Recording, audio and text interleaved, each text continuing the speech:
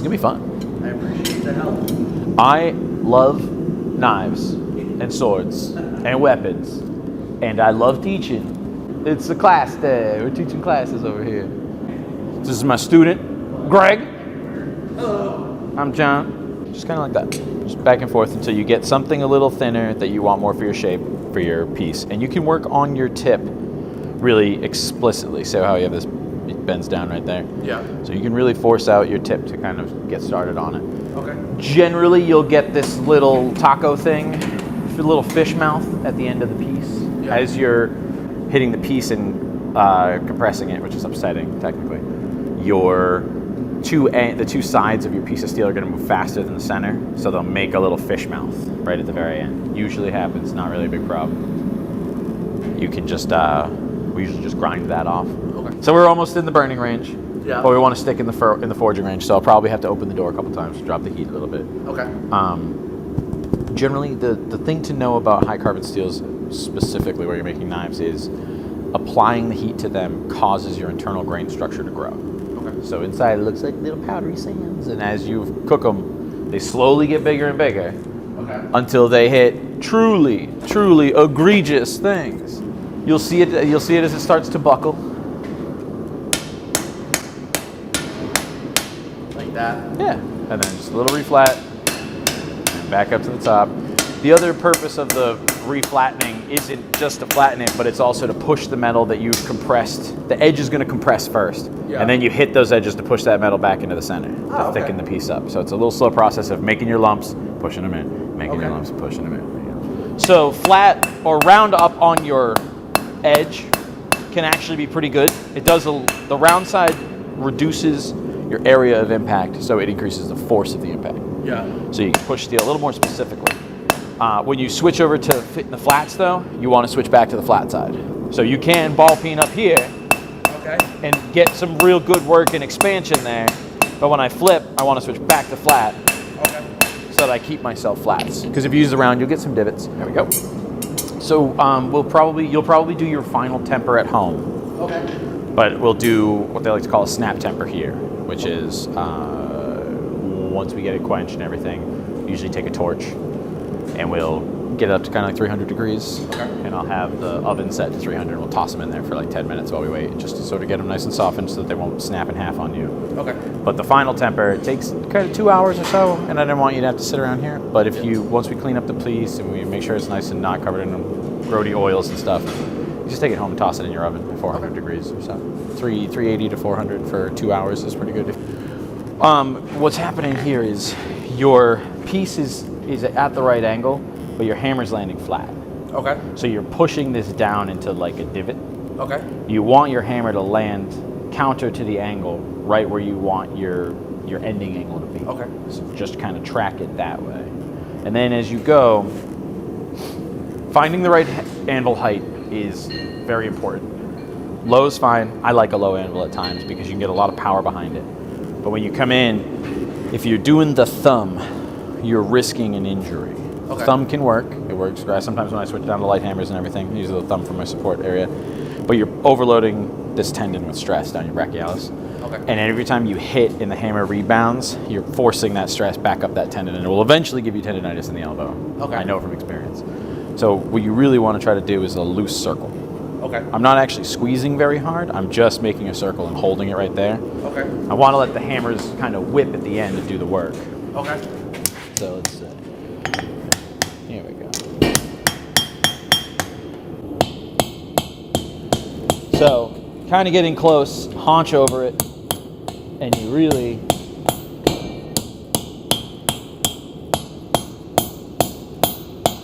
I'm not swinging hard with the hammer. My wrist is loose. I'm just whipping it into the piece. Okay. With a forge like this, taking your heats fast will preserve your crystal structure. Okay. So yeah, I like it. So yeah, I'd work back to there and try to keep knock that bump in from the other side with the round. Right here? Yeah.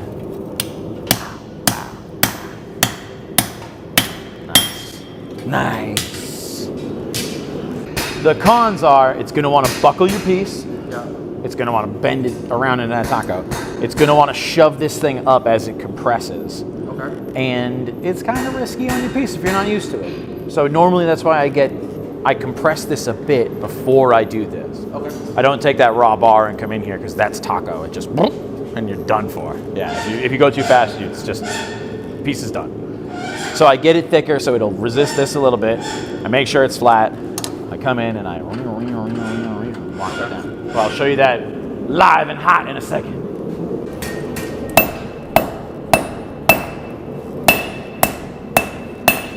See, I'm just using the corner of my anvil. Yep. I'm being pretty specific about it. It usually wants to soften up a bit, but for this moment, I'm grabbing it and pressing it really hard against the spot I want and striking to sort of cleave my line up. So you're ready for hot cuts. Whenever you want. You're hot. I think so. Cut. Hot cut. Hot cut. Hot. Cut. Hot cut. I wonder how they get the name. Where'd that one come from? So like right there, you think? Yep, just past the end of the blade. All right. Nice, strong, heavy taps. Yeah. Tap. So then I grab. Okay. And we just go back and forth. Wiggle, wiggle, wiggle. Break. Sweet. Easy peasy. And this guy, you want me to Right in that bucket. Sweet. Whenever it's mild steel, especially if it's a work stick kind of thing, when you're done with it, just chuck it in there. I really started popping. It shouldn't be a problem, but see that kind of speckly surface? Yeah. Here? If you look at it, you can see it kind of glistens a little bit. Yeah. That's usually the surface of your steel getting a little bit burnt. Okay. It's not a huge problem. We'll grind in and get through that layer when we get to knife time. Okay. But it's something you want to watch out for, especially in a forge like this. Okay. I love this forge because it gets hot, it stays hot really quickly and easily, but without the door open, it does get too hot. Okay. So generally just a little sign that your steel has been sitting in the heat for too long. Okay. In between heats. Nothing terrible. Chromium has a much higher melting point than steel does, so whenever if your steel has some chrome in it, that's the issue with the spring steel that you experience. Yeah. Is spring steel has a fair amount of chromium in it. Not enough to make it stainless, but enough to make it so that it doesn't want to forge at the normal heats that blade steels do. Okay.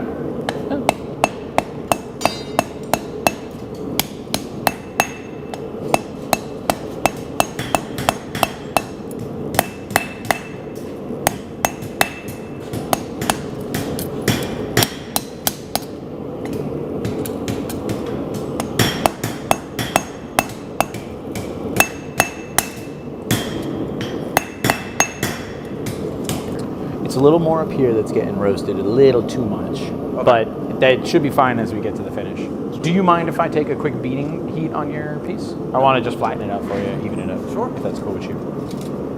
Yeah. Yeah, I'd love to watch and see. It's just some gentle strikings that cross the whole piece. Okay. It's the same stuff you're doing. Yeah. I generally just move a little faster. And I don't worry so much about it bending. There's an amount it can bend, and then I'll just get back to it. Yeah. Straighten it back out. Okay. The other thing is, as I go, just from practice of hitting, you see how when I'm done, my piece is flatter than yours was? Because I'm always keeping that in mind, and I'm just trying to make sure that my hammer, when I'm here, my piece is perfectly vertical. If I'm here, I'm going to get warps and wibbles. If I'm here, I'm going to get warps. If I'm too high, it's going to get another thingy. So I'll take, if it's okay with you, one more heat. Yeah, no worries. Cool. So now, do a quick tap flat first, just to make sure it's not going to buckle on you as much. Just like this? Yep. And then line it up right on that little corner that you made. And nice gentle taps with the flat side. So you kind of skid forward, right? So you really want to hold tight right there. So now, good strike. Yep. One more. Now, flatten. Wow, this guy's heavy. 6.6 pounds, I think. Jeez. Toss it back in. So now I'm going to bevel it a little bit, right? Okay. Best way, I can put it near the edge.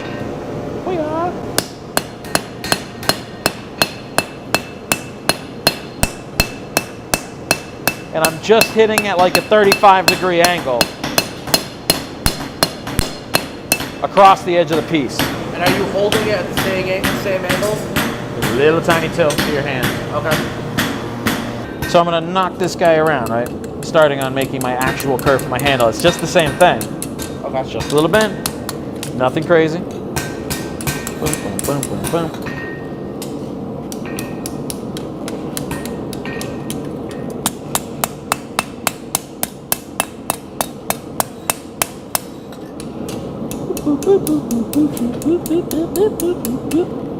Look at that tiny little handle. That's cute. Cool looking though. Yeah. It's gonna be a nice little adventuring knife. So I want to start like. Yeah. So you can go, same thing, go right over to the tight point. Okay. And then really work it around. This one is one of the more dangerous tools in the shop. Because it has all these little wires, it really wants to grab your piece and throw it. Okay. So you have to be firmly secure with holding onto it, and you can't really introduce it corners to grab. I don't want to give it this corner to grab facing up and throw the piece down. Yeah. So I tilt it and let the wire wheel go by the corner instead of hitting it. Okay. And then you're fairly safe.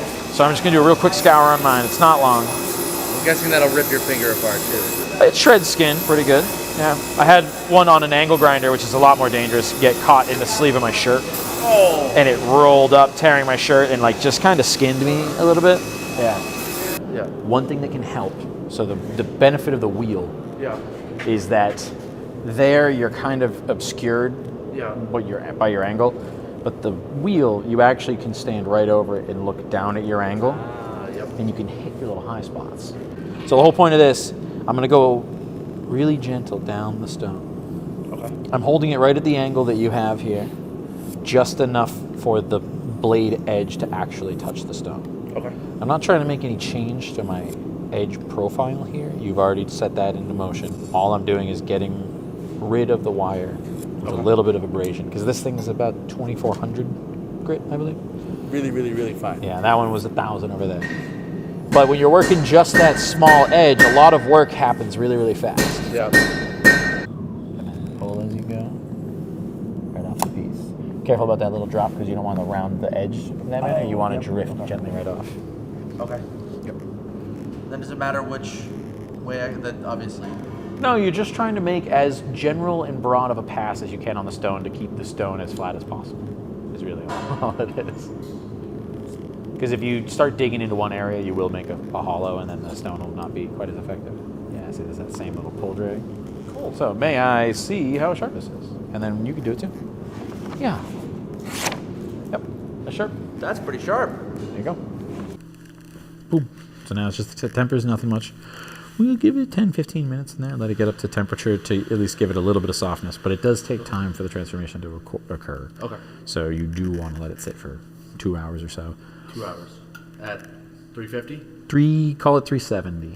370. And that'll be a real nice, you'll end up probably like 59 to 60 Rockwell, which will give you a nice aggressive edge hold, soft back. Okay. Because the back didn't harden up very much anyway, because it was thicker than the blade. Our heat was a little more blade focused, so we're giving you a slightly, differentially tempered or quenched, which can be dangerous in certain circumstances, but it's not really when you're using 1075 and stuff. Okay. If you were doing differential quenches and you're using stuff like spring steel is really, really deep hardening, and it hardens really, really fast. So if you just do the edge, you can have edge peel, you can have cracks, you can have, sometimes the edge will just harden so fast that it yanks the blade forward, Wow. There's some fun things that can happen there. Otherwise, we're just chilling on waiting on this thing. You did great. Congratulations. Thank you. Thanks for taking the class. Hell yeah. I hope you learned. Come on in and make another one. When I make these swords, I love making swords and weapons. And then invariably, the thought comes where I'm like, I would never want to hit someone with this. Oh, no. Just the amount of damage to the human form. I love swinging around. I love chopping stuff. I love smashing things. But what about demons? I'll chop a demon. I don't got to, because I've also got a cross. And I go, get out of here, demons. You swords are crosses. That's where you go zombie slap. Yeah, that's right. The human ideal, a bunch of humans that are mindless that I won't get yelled at if I chop them. Exactly. Thanks for coming out. Thanks for learning. Thanks for being excited about bladesmithing. Now put that on the end of an arrow. Yeah, steak and apples, baby. This is great. I love this. I love the one-person classes. I really do. Whenever it happens, it's like just hanging out with somebody and teaching them how to do it. I've always been a fist bumper. It's not. Okay. I'm just like, hit me with the knucks. Because that takes there's so much time involved and. True. That's a good too. I've always been a knuckler. Can you find the forge? Yeah! Like that, right? I don't know about these ones. These are the new ones that Mike brought. Pretty nondescript and very... What? Tongues. Tongues for tongues. Oh my god. What the fuck? Did I do that with a piece of steel? It's not a very hard animal. What's the hardest part about blacksmithing? Tongs. Bad noise. You hear that noise? You stop. That means your steel is too cold and you are forcing it against its will. The only thing that stops a bad guy with a sword is a good guy with a sword. Yeah! There you go.